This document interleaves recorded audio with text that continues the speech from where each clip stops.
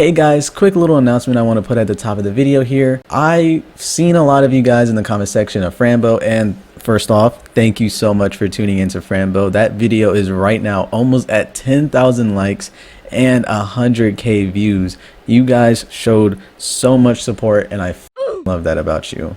I'm gonna have to bleep that out. But anyway, I wanted to tell you guys, a lot of people in my comment section have been telling me that they want to see me actually play the games, and so I'm going to tell you in the link below and on my channel description and right here, NieR Re plays. That is where I'm going to stream my games now. If you want to see me play Little Misfortune, which is coming sometime mid-May, please be there. Right now I'm working on a Silent Hill 2 video due to the poll that I just created, and so I'm saying all this to say thank you so much for watching, and please, if you want to be a part of the crew and watch me play these games and be a part of history, then here we go.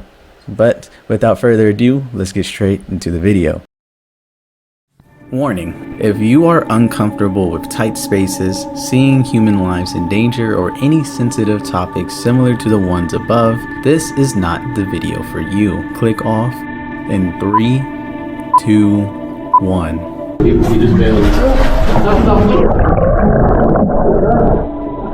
Claustrophobia, an extreme or irrational fear of confined spaces. When breaking down the word to its Latin form, you'll get the word claustrum, which loosely means lock, bolt. Locked in a confined space, bolted shut. But why do we fear it? Why do so many of us fear the idea of having the freedom to move suddenly taken away? Let's dial it back a bit. Take the extreme out of the situation and replace it with something we've all felt. The quarantine forced many of us into our homes for long periods of time. A lot of us became restless, right? You were sitting down, watching TV, and then suddenly you had the urge to move. Realizing there's nothing for you to really do, you begin to have slight heat flashes, like you're about to sweat, but you're not necessarily hot. What I just described is a common feeling of anxiety, and that takes place in the safety of your home.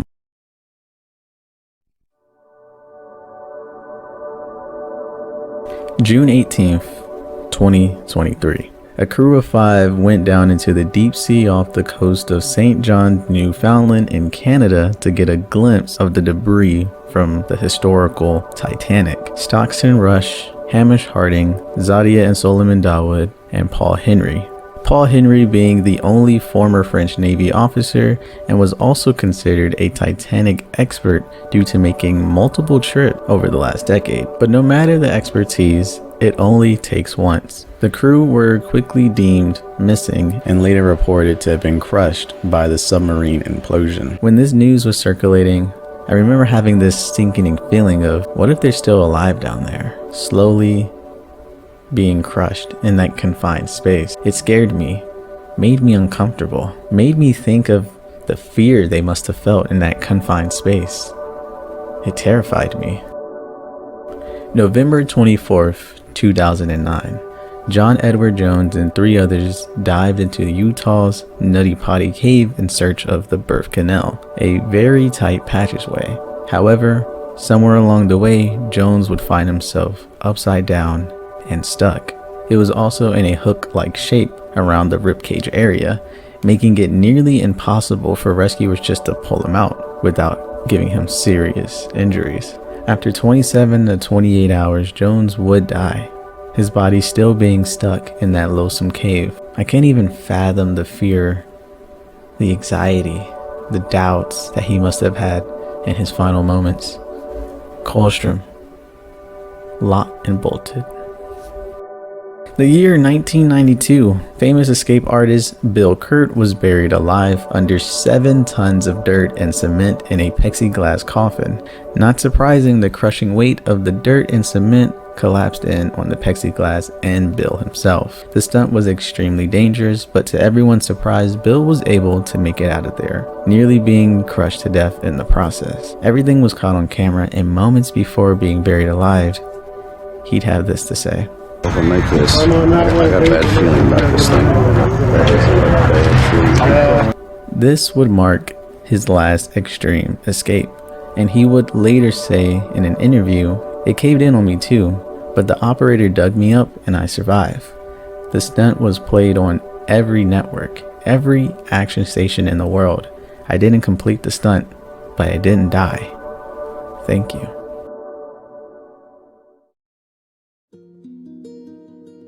Many people who have faced the crushing weight of the Earth's terrain don't make it out safe and sound, and those who are fortunate enough to survive come to have a newfound fear and respect for the deadly force. Since there are plenty of nightmare situations that you could 100% find yourself within, when it makes sense for media to try to replicate that fear.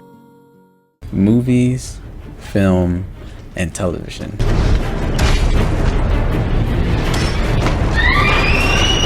Okay, look, I know what the video title is, but I'm getting to that point. Just let me get there, okay? I know that every one of us, whether it was an ad or an actual movie, has seen something like this.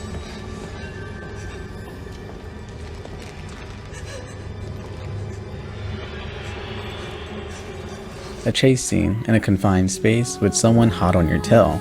Shouldn't this trigger some fears we just talked about?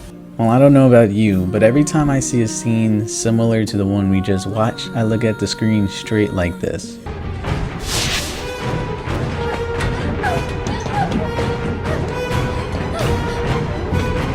It just doesn't scare me. I feel tense because of the loud noise for sure, but I'm not having a minor anxiety attack. The question is, why? The inspirations come from a place of true terror. Well, it strings back to the same place as that one guy in the movie theater shouting, "No, don't go in there, behind you." Oh, see, if that were me, if that were you, nothing. You're detached. The coach on the sidelines, the annoying person backseat driving. You're not in the situation.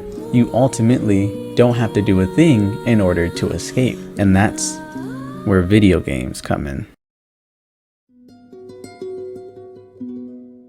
Horror games utilize many fears to keep us enthralled and guessing, the good ones anyway. Titles like Resident Evil 2, Dead Space, The Evil Within, and Dying Light are all considered horror games. They have monsters that can give you a pretty nasty jump scare if given the chance, plopping you down in an unfamiliar world where you need to use your wits to get out of the situations. But this isn't really the horror that truly scares me. I'm looking for something confining, relatable, but also nightmarish. Something that will make your skin crawl without the presence of a monster or murderers. Outlast. The beginning message is enough to set the tone, stating that as you seek the truth behind this place, your only options are to run, hide, or die, metaphorically confining you to a form of helplessness. And the game doesn't lie. Throughout your stay in the asylum, Miles, the reporter, is forced to hide under beds, climb between cracks in the walls, navigate underground sewage areas, and you're almost always smothered in darkness, using debris and rotting corpses to block your path. It's truly terrifying. I did mention relatability as one of the key factors in horror. The Forest is a survival horror sandbox game where you crash land on an island full of cannibals that are following your every move. But Yuri, that's not relatable. I'm getting to that. Not only is the enemy AI absolutely amazing and terrifying and most definitely deserves a video on its own, but there are sections that take place deep in caves. Whether you happen upon it randomly or you get killed and taken to the cannibal's hideout,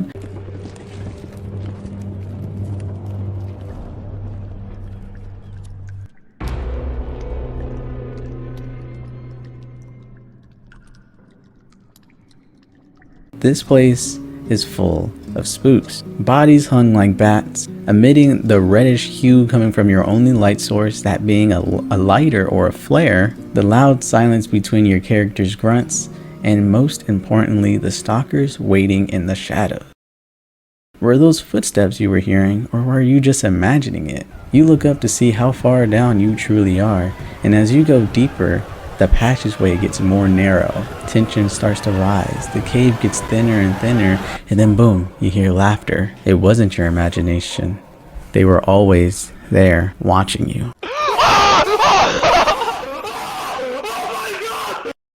Outlast and The Forest are two terrifying games with great graphics, but don't get it twisted, graphics aren't everything. They do help with the relatability factor and the realism factor, but it isn't everything. Indie horror games such as Nun Massacre and Agamanto have the PlayStation 1 graphics. These two games both share a very similar objective: get the hell out. In Nun Massacre, you play as a mother who is searching for her little girl at a nun school, while Agamanto, you play as a student who was bullied to explore the school grounds at night. In both games, vents are safety areas, so to speak. It becomes somewhat of a tactic. Once you start getting chased, you run back to the vents and they won't be able to catch you. Or will they? The Nun Massacre game devs lured the players into a false sense of order, and then randomly, in the tight spaces of the vent, the nun will climb in there with you, screaming louder than ever.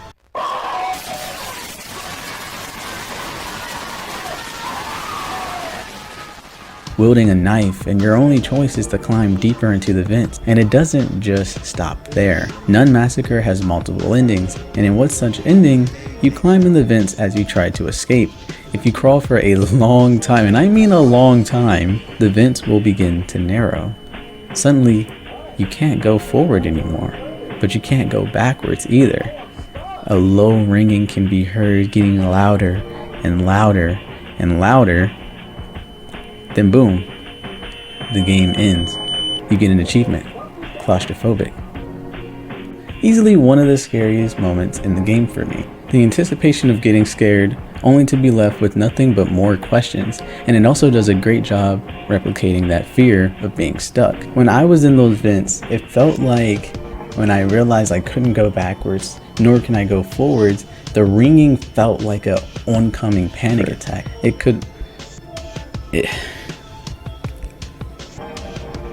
Not to make light of true events in the slightest, but when I was playing that game and I was relating it to that story of John Edwards Jones, the ringing sound could be just the impending doom waiting to happen. You can infer that in Nun Massacre, she dies in those vents, similar to how John Edward Jones would end up perishing within those caves, locked and bolted.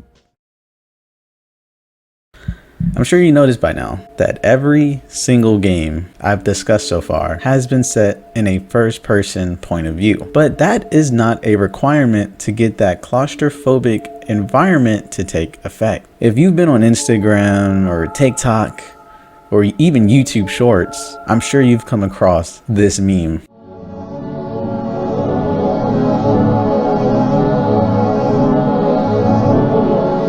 Without knowing a thing about Silent Hill, it's enough to set the tone of this mysterious, or better yet, unknown entity. So personally, I don't suffer from any anxieties or have any extreme phobias. So when I do a ton of research for these videos, I don't just stop at looking it up on Google. I actually try to go out and talk to people who may relate to the subject matter of which I'm talking about. So since my girlfriend had anxiety, I wanted to get her 2 cents on what anxiety truly meant to her, or how she could at least try to explain it into words.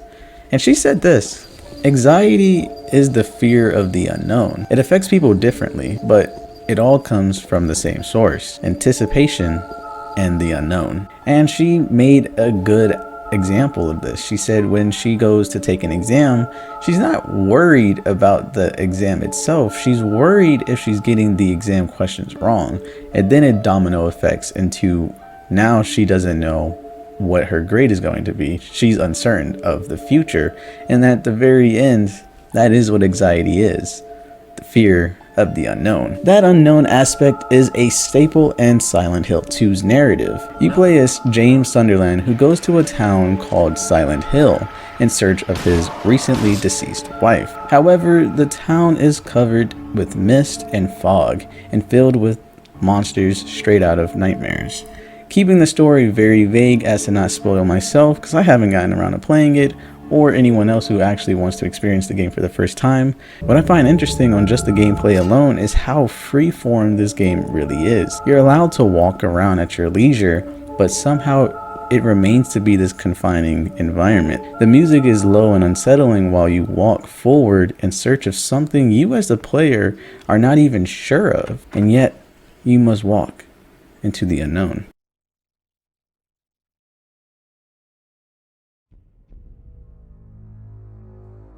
If you couldn't already tell, I'm a big fan of video games, and more accurately, horror video games. And there's a reason why there's a lot less great horror movies when comparing them to the greatest of horror games. And that's mainly because horror game innovations are ever growing, like body cam and VR horror games. Focusing more on VR because I've never actually played the body cam horror, but god damn it, do they look fucking scary. Just watching Berlizzi and Corey X Kitchen play that shit had me jump scaring through the phone.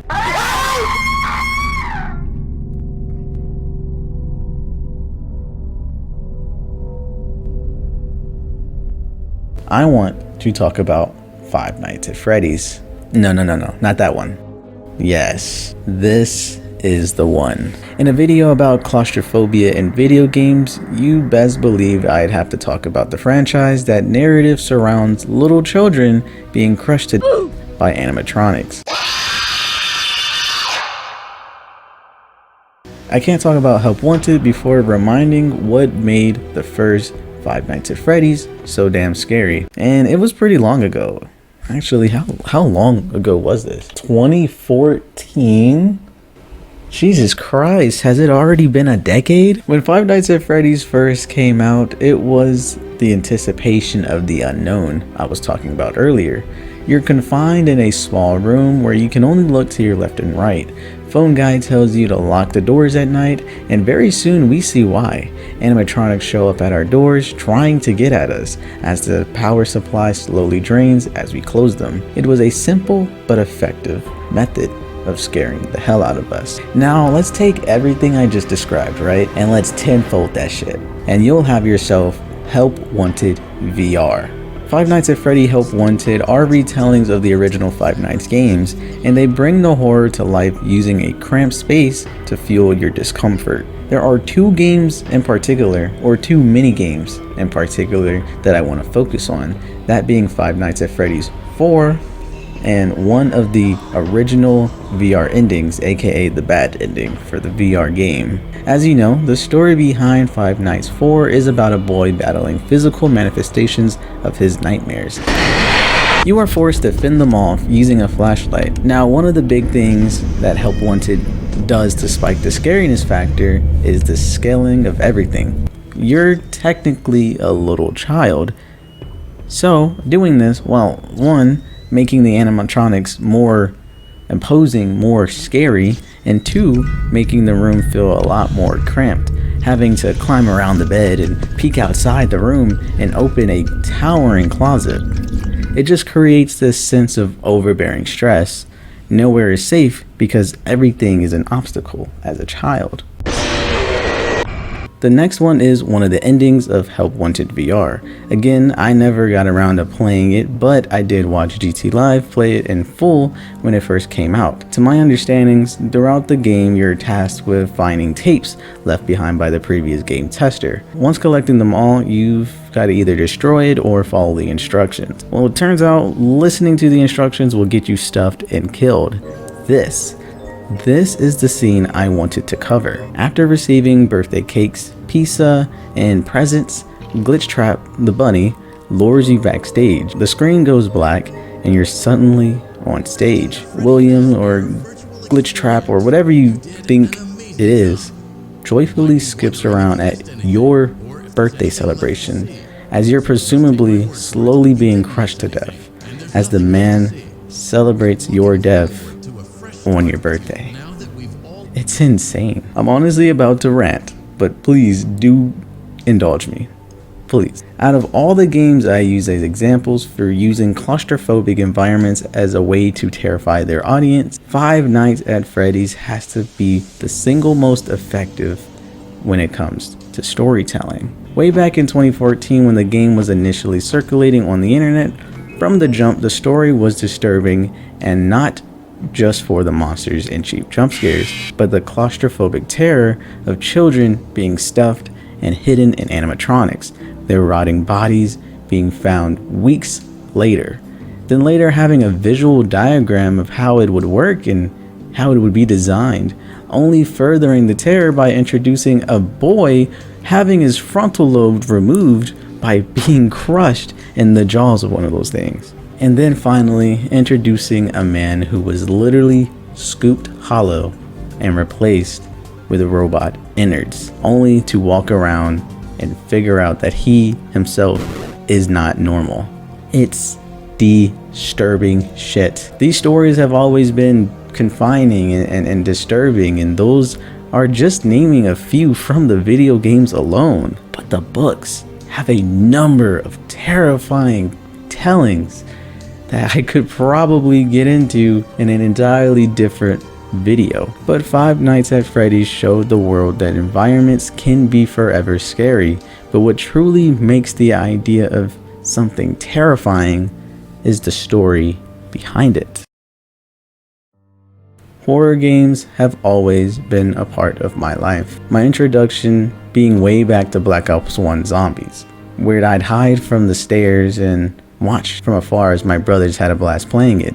Even at that young age, while I couldn't identify why I felt so terrified of it, the results were the same. A claustrophobic level design where zombies will force you into a corner and tear you to shreds. Then getting a bit older, Minecraft was circulating, I was still into horror very much, and quickly falling down that Herobrine rabbit hole where he's always watching you. You can just see him for a glimpse. He'll teleport right behind you. God, bro. Oh, hell no, man. What the fuck? But it was really the stories behind Herobrine, the lore behind it, that made it interesting. Stories began to grab my focus, not just the games. An appreciation for storytelling grew as I watched the Rad Brad play games like Alan Wake and BioShock, where the story and the grand environment sparked a feeling of helplessness.